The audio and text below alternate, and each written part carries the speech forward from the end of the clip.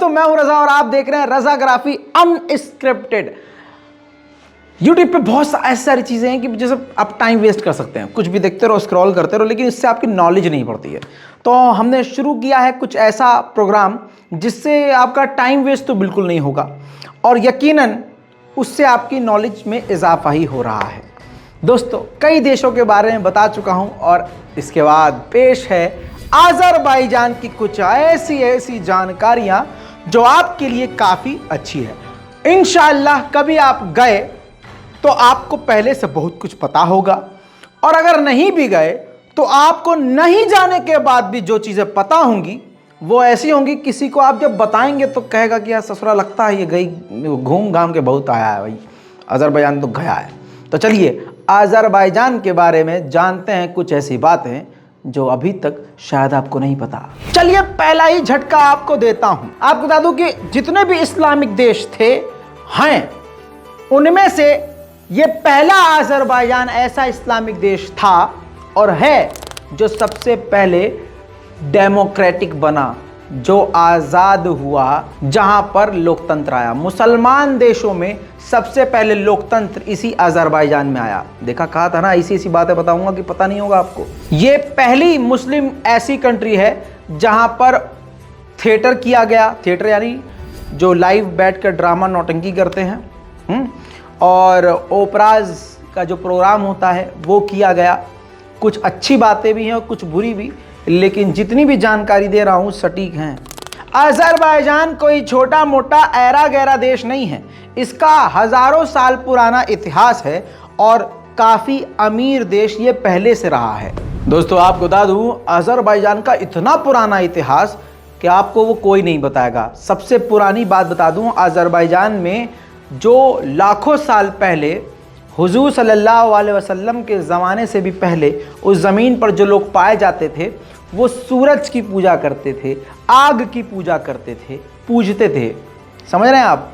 तो धीरे धीरे इस्लाम आया और आज की तारीख में अब हम 2023 की बात करें तो अज़रबैजान का नाम अज़रबैजान इसलिए है क्योंकि अज़र का मतलब होता है आग, तो आग के मानने वाले थे। और बाईजान का मतलब ये है कि जब अज़रबैजान, बाईजान मतलब लैंड, तो अज़रबैजान यानी आग की ज़मीन। और ये पूरा जो अज़रबैजान जुमला है, नाम है, ये तुर्किश लैंग्वेज में बनाया गया है। अज़रबैजान का ऑफिशियल नेम है द रिपब्लिक ऑफ अज़रबैजान और इसकी राजधानी है खूबसूरत बाकू। सन 2021 तक बता दूं इसकी पॉपुलेशन 1 करोड़ 10 लाख हो चुकी है। वहीं आपको बता दूं कि अज़रबैजान में कई तरह की भाषा बोली जाती है, लेकिन जो नेशनल लैंग्वेज है वो अज़री है, यानी अज़रबैजान की खुद की लैंग्वेज है। और दूसरी लैंग्वेज जो सबसे ज़्यादा बोली जाती है वो है फ़ारसी, पर्शियन। इस पूरे अज़रबैजान का जो लैंड एरिया है वो है 86,600 किलोमीटर। अज़रबैजान पर भी सोवियत संघ का कब्जा था। अज़रबैजान को आज़ादी आसानी से नहीं मिली है। जानकारी के मुताबिक 1918 से लेकर 1920 तक लड़ के उसको आज़ादी तो मिली, लेकिन कुछ वक्त बाद फिर से इस पर सोवियत संघ का कब्जा हो गया और अगले 70 सालों तक इस पर फिर से कब्जा हुआ। लेकिन 30 अगस्त 1991 में अज़रबैजान को आज़ादी नसीब हुई और वो आज़ादी हासिल करने के लिए अज़रबैजान को 30,000 अपने लोगों की कुर्बानी देनी पड़ी। दोस्तों अज़रबैजान की सबसे बड़ी मुसीबत, प्रॉब्लम क्या है? करप्शन, जो हमारी भी है, लेकिन अज़रबैजान में सबसे ज़्यादा करप्शन है। अज़रबैजान में रहने वाले ज़्यादातर लोग तुर्किश हैं, जो तुर्की से आके रहते हैं, और दूसरे ईरानी हैं। लेकिन इसमें से सबसे बड़ी बात आपको बता दूं कि पूरे अज़रबैजान में इतने अज़रबैजान के लोग नहीं रहते जितने अज़रबैजान के लोग ईरान में जाकर बसे हुए हैं। झटका लगा? सही समझे, क्योंकि अज़रबैजान के लोग ज़्यादातर फ़ारसी बोलते हैं, तो ईरान में बसने के लिए उनको कोई तकलीफ़ नहीं है, दिक्कत नहीं है। और दूसरी बात, अज़रबैजान में 80 से 85% जो आबादी है वो मुस्लिम शिया समुदाय की है और शिया समुदाय ईरान में बहुसंख्यक हैं। तो आप समझ लीजिए बहुसंख्यक यहाँ भी हैं, लेकिन वो तो पूरा का पूरा शियाई देश ही है, सरकार भी वहाँ ईरान की शिया है। तो इस वजह से कहा जाता है कि इतने तो अज़रबैजान के लोग अज़रबैजान में नहीं हैं जितना ईरान में रहते हैं जाके। वहीं दोस्तों मड वॉल्केनो, जो छोटे छोटे गड्ढे, जो छोटे छोटे आप समझ सकते हैं कि ज्वालामुखी टाइप, वो सबसे ज़्यादा हैं पूरी दुनिया में। 400 से ज़्यादा इसमें वॉल्केनो हैं जो हर साल कभी ना कभी फटते रहते हैं, जिसमें से काफ़ी गंदी बदबू भी आती है। अब आप समझ लीजिए सन 1901 में, मैं कब की बात कर रहा हूँ, सन 1901 में ये अज़रबैजान ऐसा देश था जिसने आधी दुनिया को तेल सप्लाई किया था। दोस्तों हिटलर के ज़माने में सोवियत संघ जब जर्मनी से लड़ रहा था, यानी नाजी से लड़ रहा था, तो पूरे सोवियत संघ की सेना को 75% अकेला ही पेट्रोल और डीजल देने वाला, प्रोवाइड करवाने वाला ये अज़रबैजान था। दोस्तों अज़रबैजान में सबसे खूबसूरत ये इमारत है, जिस इमारत का नाम है हैदर अलियेव सेंटर। बता दूं कि लंदन के डिज़ाइनर ज़ाहा हदीद, जो खुद मुसलमान था, उस शख्स ने अज़रबैजान में आकर बनाया, और पूरे अज़रबैजान की सबसे खूबसूरत इमारतों में से ये एक इमारत है, जिसको बनाने के लिए सन 2014 में डिज़ाइनर को, लंदन के उस डिज़ाइनर ज़ाहा हदीद को अवार्ड दिया गया था। इसकी खासियत एक आपको बता दूं कि इस पूरी बिल्डिंग में कोई भी स्ट्रेट लाइन एक भी नहीं मिलेगी आपको, सीधी कोई लाइन आपको नहीं मिलेगी। अब आपको बता दूं कि नेशनल वहाँ का जो जानवर है, पशु है, वो है घोड़ा। जी हाँ, काराबाग के जो घोड़े हैं अज़रबैजान के, वो काफ़ी ज़्यादा ट्रेंडिंग में होते हैं वहाँ, आज भी ट्रेंड में हैं। आज आप बाइक से एक जगह से दूसरी जगह जाते हैं, लेकिन पूरे अज़रबैजान में चाहे आप गांव जाइए चाहे शहर, लोगों के पास खूबसूरत से खूबसूरत घोड़े मौजूद होते हैं, जिससे वो एकदम बाइक की तरह इस्तेमाल करते हैं एक जगह से दूसरी जगह जाने के लिए। आप ये समझ लीजिए कि अज़रबैजान में कारपेट के लिए लोग बहुत पागल हैं, दीवाने हैं, और पूरी दुनिया में सबसे खूबसूरत कारपेट ईरान के बाद यहाँ पाई जाती है। ईरान में भी इसी तरह से कारपेट का क्रेज़ है, लेकिन यहाँ तो हद से ज़्यादा है, क्योंकि कारपेट का म्यूज़ियम पूरी दुनिया में सिर्फ अज़रबैजान में ही मौजूद है। लोग कारपेट एक से एक अपने घरों के अंदर रखते हैं, फिर उसकी देखरेख करने के लिए एक से एक वैक्यूम क्लीनर लेके आते हैं। आपको बता दूं कि पूरे ही अज़रबैजान में कारपेट्स का बहुत ही बड़ा वाला क्रेज़ है।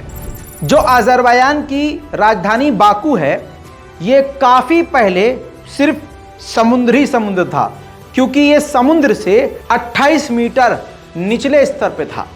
तो आप समझ लीजिए ये आज जाकर उभरा है, वरना एक वक्त ये सिर्फ समंदर था। अब आपको बताऊं अज़रबैजान के नेशनल डिश क्या है।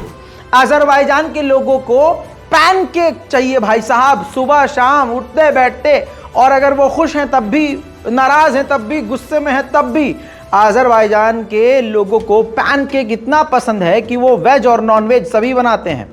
इसके अंदर गोश्त भी डाल के बनाते हैं, सब्जियां भी डाल के बनाते हैं, पम्पकिन्स भी डाल, मतलब हर तरह की चीज़ें वो डालकर। और ख़ास कर ये है बात जो मेन, अज़रबैजान के लोग पैनकेक अपने घर में ही काफ़ी तामझाम के साथ बनाना पसंद करते हैं, और काफ़ी मेहनत और मशक्क़त के साथ इसको बनाते हैं, और पूरे परिवार के साथ बैठकर खाते हैं। अब आपको बता दूं कि अज़रबैजान को तो आग का शहर, आग का मुल्क इसलिए कहा जाता है, जो मैं आपको पहला पॉइंट बता चुका हूं कि वहाँ पर आग के मानने वाले थे, आग की पूजा करते थे।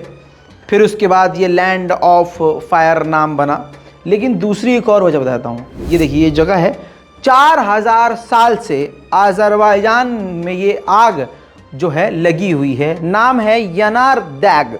जी हाँ, इस जगह पर 4000 साल से लगातार आग उबल रही है, और ये आग कभी भी बंद नहीं हुई, बुझी नहीं। आज भी आप जाएंगे तो आप अपनी आंखों से इस आग को देख सकते हैं। वहीं दोस्तों आपको बता दूं कि अज़रबैजान के लोगों का मिजाज क्या है। अज़रबैजान के लोगों का मिजाज सबसे स्वीट और बहुत प्यारा है। उस पूरे इलाके में आप यूरोप चले जाइए या एशिया की बात कर लीजिए, सबसे ज़्यादा पोलाइट है।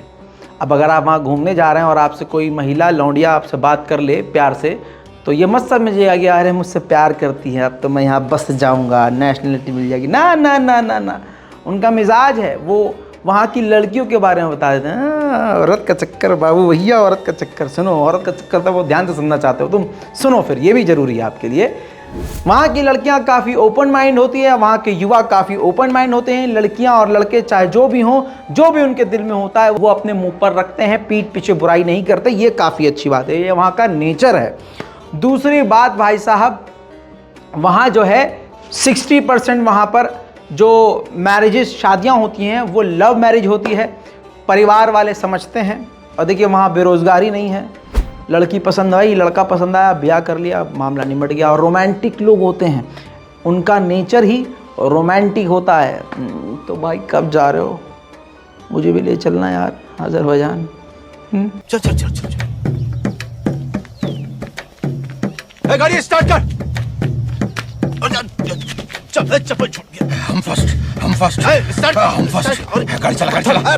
वहीं दोस्तों आपको बता दूं कि आज़रबाईजान के लिए एक बड़ी बात कही जाती है जो सच्चाई है। आज़रबाईजान की जो लड़कियां हैं ना, मुंह देखो इनका, मुंह खुला खुला रह गया। लड़कियां हैं बहुत खूबसूरत होती हैं एकदम, हाँ समझ जाइए आप। तो वहाँ अगर आप जाएंगे तो आपको मोहब्बत हो सकती है, थोड़ा कंट्रोल रखिएगा। यही नहीं भाई साहब, अगली आदत तो बिल्कुल हमसे मिलती है, भारतीयों से और पाकिस्तानियों से। आज़रबाईजान के लोगों को चाय का बड़ा क्रेज़ है, चाय के दीवाने हैं, शौकीन हैं चाय के, चाय बहुत पीते हैं। और मज़ेदार बात यह कि चाय मीठी बहुत पीते हैं, इतनी कि जब वहाँ रिश्तों की बात होती है तो अगर ज़्यादा मीठी चाय पिलाई जाती है तो इशारा समझ में आ जाता है कि हाँ रिश्ता पक्का है। और अगर ज़रा सा भी मीठा कम हो तो समझ जाते हैं कि अभी बात अधूरी है। आज़रबाईजान के लोगों को आर्म रेसलिंग काफ़ी पसंद है। अगर आप वहाँ जाएंगे तो आप आम जगह पर बड़े ही आम अंदाज में आर्म रेसलिंग देख सकते हैं।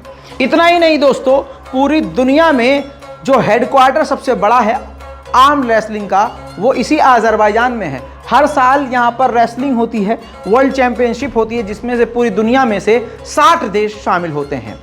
दूसरी बड़ी बात, आप सोच रहे हैं दुबई और सऊदी अरब में ही लोग सोने के दीवाने हैं, गोल्ड के दीवाने हैं। नहीं भाई साहब, गोल्ड के दीवाने यहाँ के भी लोग हैं। लोग कहते हैं कि अगर आपने आज़रबाईजान का सोना नहीं लिया तो फिर क्या ही लिया। अब एक और बात आपको बता दूं कि जो आज़रबाईजान के लोग हैं एक अजीब चीज़ पर बिलीव करते हैं, सोने के दांत।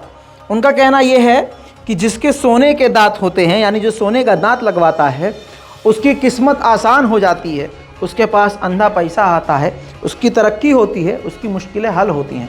ऐसा उनका कहना है। अब आपका क्या कहना है नीचे कमेंट कर दीजिएगा। इतना ही नहीं, आपकी स्क्रीन पर ये म्यूज़ियम आप देखिए। आज़रबाईजान में एक दो म्यूज़ियम नहीं, सैकड़ों ऐसे आज़रबाईजान के मिनिएचर बुक म्यूज़ियम हैं जो बाकू से लेकर हर जगह पर मौजूद हैं। यानी आपके अंगूठे के साइज़ के किताबें यहाँ पर मौजूद हैं। वहाँ पर फैशन है, ट्रेंड है, म्यूज़ियम यहाँ पर हैं। पुराने ज़माने की बहुत छोटी छोटी किताबें हैं जो कि देखने लायक हैं।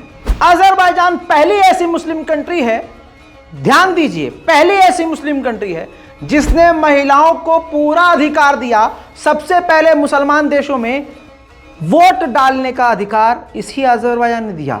इतना ही नहीं मेरे दोस्तों, यही वो आज़रबाईजान मुस्लिम देश है जिसमें जितना हक, जितने अधिकार मर्दों के हैं उतने ही अधिकार महिलाओं के हैं।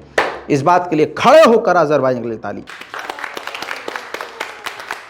आपको बता दूं कि जो इधर उधर बसना चाहते हैं जाके, या घूमना फिरना भी चाहते हैं, तो बता दूं आज़रबाईजान पूरे यूरोप, अगर यूरोप का कंपेयर करेंगे तो आज़रबाईजान पूरे यूरोप में काफ़ी सस्ता है। जाइए घूम के आइए। अब आपको एक अजीब व गरीब बात बताता हूँ। आप देखते हैं दूध से लोग नहाते हैं, दही से भी लोग नहाते हैं, अलग अलग चीज़ों से नहा लेते हैं, शहद से भी लोग नहाते हैं। लेकिन आप बता दूं कि यहाँ क्रूड ऑयल से लोग नहाते हैं।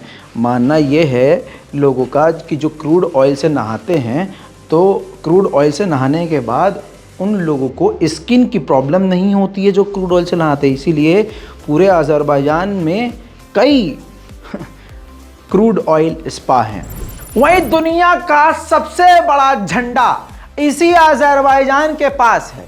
जी हाँ, अभी तो मोदी जी भी इतना बड़ा नहीं बनवा पा रहे हैं भारत का झंडा, लेकिन हमारी वीडियो के बाद लगता है कि मोदी जी ज़रूर कुछ ना कुछ बड़ा बनवाएंगे। मतलब झंडे की बात कर रहा हूँ। अब आपको बता दूँ एक बुरी चीज़, अज़रबैजान में मीडिया फ्री नहीं है। अगर आप वहाँ की गवर्नमेंट से सवाल करेंगे तो दिक्कत में पड़ जाएंगे, आपको जेल भी हो सकती है। आप वहाँ रहकर उस देश के ख़िलाफ़ कुछ भी नहीं दिखा सकते हैं, और वहाँ फ्री स्पीच वाला मामला मीडिया के लिए बहुत ही मुश्किल है। तो वहाँ करप्शन है, वहाँ मीडिया आज़ाद नहीं है। इस वजह से अज़रबैजान की कई चीज़ें नेगेटिव भी कही जाती हैं। वहीं दोस्तों, आखिर में जैसे मैं आपको बताता हूँ अज़रबैजान की नागरिकता आपको कैसे मिल सकती है, तो अरब देशों तो भाई काफ़ी ज़्यादा आसान है। वो मामला ऐसा है कि आपको कम से कम 5 साल परमानेंट यहाँ पर रहना होगा। अज़रबैजान परमानेंट, आपको निकलना ही नहीं है वापस, और 5 साल आप वहाँ रहेंगे तो लॉ ये कहता है कि आपको इनकम भी दिखानी पड़ेगी, जो कानूनी तरीके से आपने मतलब वहाँ की किसी सरकारी संस्था में, या आपने अगर अपना कोई काम भी किया हुआ है तो वहाँ की सरकार को टैक्स देते हुए, मतलब सारे डॉक्यूमेंट्स आपके पास होने चाहिए। और वो कमाई आपको 5 साल तक कमानी है और दिखानी है कि देखिए जी, हम 5 साल से यहीं रह रहे हैं, आपके देश में बिजनेस भी कर रहे हैं, आपका बिजनेस भी बढ़ा रहे हैं, आपको टैक्स भी दे रहे हैं। ये एक सिंपल तरीका है।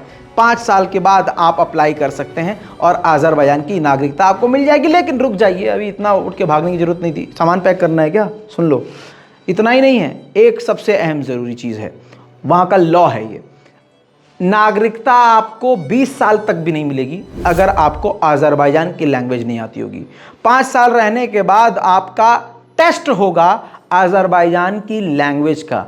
जब आप वो एग्ज़ाम में उस टेस्ट में पास हो जाएंगे तब जाकर आपको नागरिकता मिलेगी। बाकी आप जो सोच रहे हैं दिमाग में, बहुत चालाक आदमी हैं, देखो ये सोच रहे हैं ससुरे कि वहाँ ब्याह कर लेंगे तो सबसे आसान तुमको वही दिखता है। ये देखो हमारा मुँह देखो, छुचुंदर जैसा मुँह है, अपना देखो, आपको तो अच्छा ही होगा। हम अपनी बात करें, छुचुंदर जैसा मुँह है, ये लेके जाएंगे अज़रबैजान की खूबसूरत लड़कियों से ब्याह करने, जो हील होती है ना यहाँ घुसा देंगे मेरे।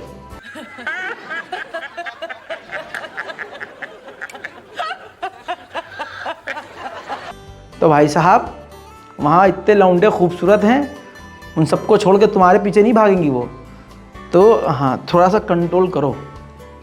चलिए, अज़रबैजान के बारे में मजाक में आपको बहुत कुछ बता दिया। अब इस पूरी वीडियो पर आपका क्या कहना है नीचे कमेंट कीजिए, और अगला वीडियो किस देश के बारे में आप चाहते हैं नीचे कमेंट कर दीजिएगा, मैं आपके सामने पेश हो जाऊँगा। जय हिंद।